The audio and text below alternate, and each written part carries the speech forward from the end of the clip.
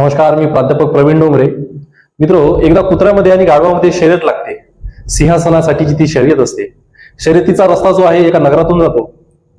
दोघेही ठरवतात आणि शर्यतीमध्ये धावण्यासाठी सुरुवात करतात. जेव्हा धावण्यासाठी सुरुवात होते तेव्हा गाढवापेक्षा जी आहे कुत्र्याची धावण्याची जी कला आहे, जी स्पीड आहे ती जास्तच असते अर्थातच.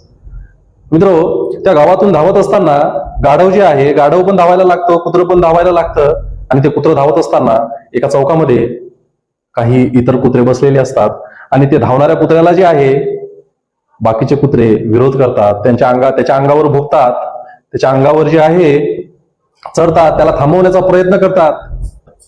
आणि जेव्हा तो गावातून बाहेर निघतो, शर्यत संपवतो, तेव्हा त्याच्या लक्षात येतं की शर्यत संपण्याच्या पूर्वी जे आहे गाढव ऑलरेडी त्या सिंहासनावर बसलेला आहे. मित्रो, एखादी जेव्हा राज्य जिंकण्यासाठी, एखादं जेव्हा मोठी गोष्ट करण्यासाठी तुम्ही जाणार, तर विरोध जो आहे हा विरोध बाहेरचे नाही, तर विरोध हा सर्वप्रथम समाजातून होतो, जवळच्या लोकांकडून होतो. जेव्हा तुम्ही कुठलं राज्य, कुठलं ध्येय किंवा एखाद्या रस्त्यानं जेव्हा तुम्ही धावण्याचा प्रयत्न करता, तर सर्वप्रथम जो विरोध होतो तो जवळच्यांजवळून होतो. चेष्टा होते, मस्करी होते, अपमानित करण्याचा प्रयत्न करतात.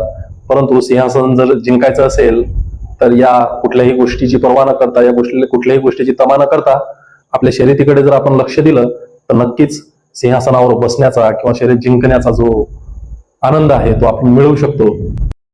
मित्रो, या गोष्टीतून निघालेला जो सार आहे हा अतिशय कटू आहे, परंतु तो सत्य आहे. या सत्याला सामोरं जाऊन एक्सेप्ट करून आपण शर्यत जिंकण्यासाठी कसं प्रयत्न करायला पाहिजे या अनुषंगाने आपला फोकस जो आहे शर्यतीवर असायला पाहिजे.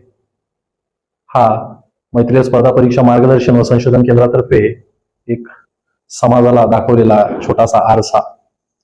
धन्यवाद. जय हिंद, जय महाराष्ट्र.